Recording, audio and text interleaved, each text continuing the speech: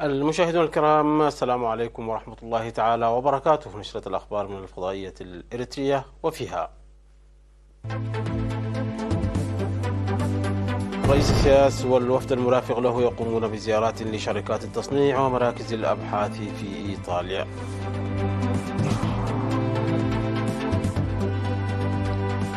الاحتفال بذكرى عملية فنقل تحت شعار فنقل منارة التحرير. الاحتفال باليوم العالمي لختان الإناث على مستوى الوطني في حليب منتل. إيران تجري مناورات بحرية مع روسيا والصين. دول بمجلس الأمن تنتقد هجمات واشنطن على العراق وسوريا. قتلى وجرحى بانفجار مصنع مفرقعات.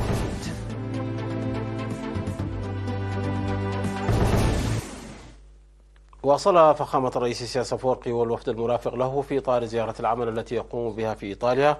واصل في 4 و5 من فبراير الجاري زيارة وتفقد العديد من مؤسسات التصنيع ومراكز البحوث ومناطق الجذب السياحي، وشملت الجولة بمدينة بروجا والمناطق المحيطة بها، وكذلك مغادرتي أمبريا ونورتشيا وشركة جريفو أجرو المنتاريا التعاونية التي تنشط منذ عام 1967 في الألبان ومنتجاتها، وكذلك شركة لارتيجيانو دي سالومي سافاتوري لتجهيز لحوم الخنازير. وتهدف الجولة المصحوبة بشرح الخبراء إلى مراقبة التقدم المحرز واكتساب الخبرة. كما قام الرئيس السياس والوفد المرافق له بزيارة معهد أمبريا لتجهيز الأغذية الذي يشجع الإنتاج الزراعي ونقل التكنولوجيا ويجري أبحاثا وتجارب للتنوع البيولوجي والحفاظ عليه. واستمع فخامته والوفد المرافق له إلى شرح الخبراء حول دور المصنع في الإنتاج الزراعي وبرامجه المستقبلية. وأوضح رئيس السياسة أن خبراء الوكالة سيجرون مناقشات معمقة مع نظرائهم من إريتريا للحصول على المزيد من المعارف وبحث أوجه التعاون. كما قام الوفد الإريتري بزيارة مصنع السيراميك واطلع على منتجات المصنع وتقنياته. في هذه الأثناء يتوجه الرئيس السياسة أفورقي والوفد المرافق له إلى أسيسي، حيث سيزور المباني والآثار القديمة، فضلا عن الجمال الطبيعي الذي يجذب ملايين السياح سنويا.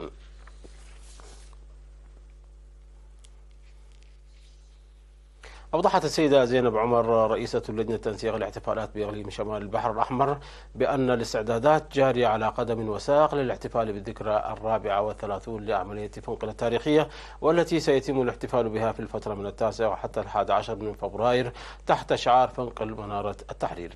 قالت السيدة زينب لوكالة الأنباء الإريترية إيرنا أن فعاليات الاحتفال التي تستمر 3 أيام ستتضمن أنشطة رياضية ومسابقات معلومات عامة وندوات ومعارض للرسم والنحت واحتفالات شعبية وغيرها من الأنشطة. وأضافت أن الاحتفال سيتضمن أيضا قاعة عروض تابعة للوزارات وأعمال ابتكارية تقدم عبر الطلاب وجناح الأطفال وكرنفال الطلاب، وسيتم أيضا عقد ندوات عبر صناع المجد تستهدف الشباب. وأوضحت السيدة زينب وضع برنامج يجري العمل عليه بجدية حتى يتمكن الزوار من التعرف على ثروات بلادهم بشكل منظم. وقالت أيضا أنه إلى جانب سباق نصف الماراثون المعترف به من قبل الاتحاد الدولي لألعاب القوى، سينظم سباق ألعاب القوى والذي يشارك فيه الجميع. وأعربت رئيسة لجنة تنسيق الاحتفالات بإقليم شمال البحر الأحمر السيدة زينب عمر عن أملها في زيادة المشاركة في فعاليات ذكرى فنقل لهذا العام.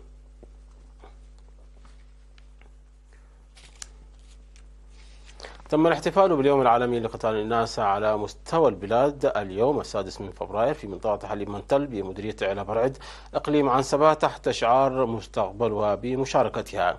وأوضح المدير التنفيذي لمديرية علا برعد السيد محرن تخلآب أن حكومة إريتريا قررت منع قتال الإناث بموجب الإعلان رقم 158 لعام 2007 بشأن قتال الإناث لكونه ينتهك حقوق المرأة الأساسية. وقال إن مديرية علا برعد خالية من قتال الإناث منذ بدء الإعلان. بدوره قال المدير العام لقسم الخدمات الاجتماعية بإدارة إقليم عنسبة العقيد داسفاتيون جرماي ذاكرا الأضرار الناجمة عن ختان الإناث أنه قد أعلنت 4 مديريات في إقليم عنسبة خلوها من ختان الإناث بينما يتناقص المعدل في المديريات الأخرى، مشيرا إلى ضرورة بذل جهود قوية لتنفيذ الإعلان جيدا. وحثت رئيسة الاتحاد الوطني للمرأة التي السيدة تخا تسفا ميكيل الجميع على العمل معا للقضاء على الختان والممارسات الضارة الأخرى الهادفة لضمان مستقبل مشرق للمرأة الإريترية. وقال ممثل اليونيسيف في إريتريا السيد عبد الله محمد يوسف أن التقدم المحرز في القضاء على ختان الإناث في إريتريا يعد واعدا ومبشرا، مؤكدا جاهزية واستعداد منظمته للوقوف إلى جانب الحكومة الإريترية من أجل مواصلة إنجازاتها في مجال القضاء على ختان الإناث وزواج القاصرات.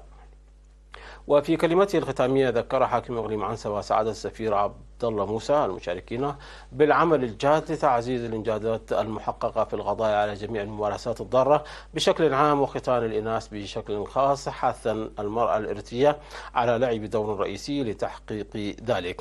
وبهذه المناسبة قدمت الناشطات السابقات في عملية ختان الإناث شهاداتهن، بالإضافة إلى ذلك تم تقديم عرض فني يعكس المناسبة.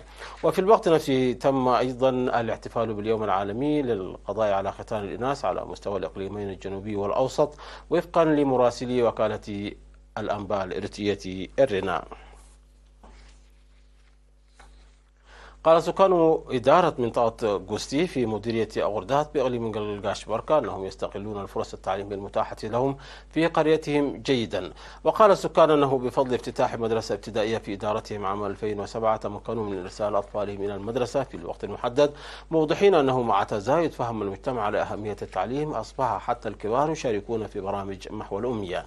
أوضح مدير الضاحية السيد إسماعيل إبراهيم أنه مع انتقال مدرسة الشهيد علي بخيت الابتدائية داخل قريتهم من خيام إلى مبان حديثة ازداد عدد الطلاب، بالإضافة إلى الأمهات المشاركات في برامج محو الأمية، داعيا لنقلها إلى المرحلة المتوسطة. وقال مدير المدرسة الأستاذ محمد حامد يعقوب أن المدرسة تخدم 9 قرى، ويبلغ عدد الطلاب الملتحقين بالتعليم النظامي 300، فيما يبلغ عدد المشاركات في برامج محو الأمية 150 امرأة، مؤشدا بجهود المواطنين الفعالة لاستغلال الفرص التعليمية المتاحة لهم. مشاهدينا، نشرتنا تتواصل من الفضائية الإريترية، لكن بعد فاصل قصير فابقوا معنا.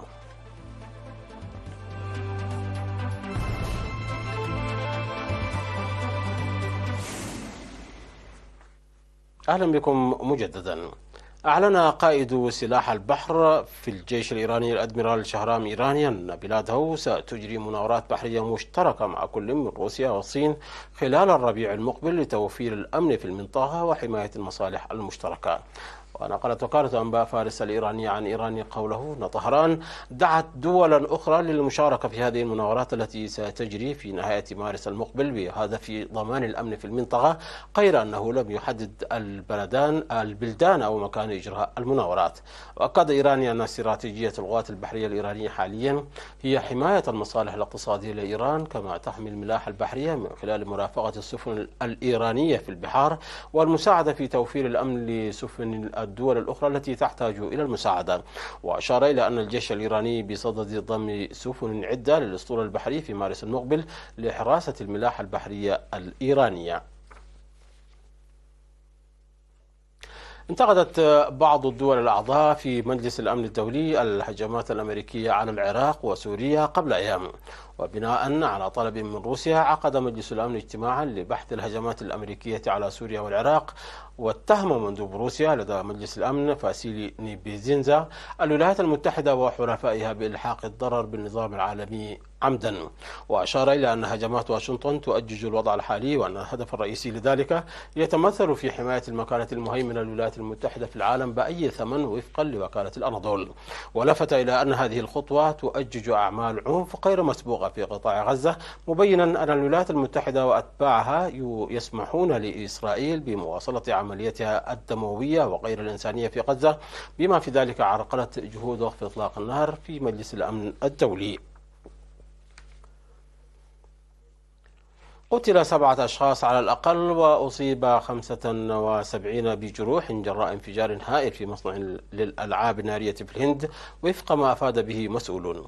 وأظهرت مقاطع فيديو بثتها محطات التلفزيون الهندية ألسنة اللهب ترتفع عاليا بعد الانفجار الذي وقع في مصنع الألعاب النارية، في حين أفاد مسؤولون في أحد المشاء فيه بمقتل 7 أشخاص. وأرسلت عشرات سيارات الإسعاف من المناطق المحيطة ومروحيات تابعة للجيش لإجلاء الجرحى. وقال مسؤول محلي ينسق جهود الإنقاذ أن حوالي 15 سيارة إطفاء تكافح الحريق الضخم. أدت الأمطار المتجمدة والثلوج والجليد إلى تعقيد رحلة العودة إلى الوطن للكثيرين في وسط وشرق الصين، حيث يسافر المليارات قبل مهرجان الربيع في طقس بارد اجتاح أجزاء من البلاد خلال الأسبوع الماضي بحسب ما ذكرته وكالة رويترز. وتضررت مقاطعة هوبي بوسط البلاد بشدة، حيث طبات الطرق السريعة إلى الزحف وتأخرت القطارات أو ألقيت، مما ترك المسافرين عالقين. وسائل إعلام محلية قالت أن مئات القطارات تأخرت أو علقت، وتقطعت السبل بحشود من الركاب في محطات السكك الحديدية في يوهان. ولقي شخصان على الأقل مصرعهما في حوادث مرتبطة بالثلوج، أحدهما من هوبي والآخر من مقاطعة هونان الجنوبية، مع انخفاض الأسقف في أسواق المزارعين بسبب الثلوج الكثيفة. مشاهدينا، قبل الختام إليكم تذكير بأهم ما جاء في هذه النشرة من أنباء. رئيس السياسفوركي والوفد المرافق له يقومون بزيارات لشركات التصنيع ومراكز الأبحاث في إيطاليا. الاحتفال بذكرى عملية فنقل تحت شعار فنقل منارة التحرير. الاحتفال باليوم الدولي أو العالمي لمكافحة ختان الإناث على المستوى الوطني في حليب منتل. إيران تجري مناورات بحرية مع روسيا والصين.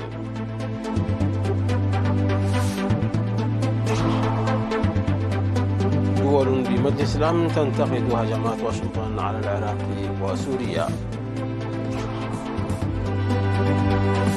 وقتلى وجرحى في انفجار مصنع مفرقعات بنت.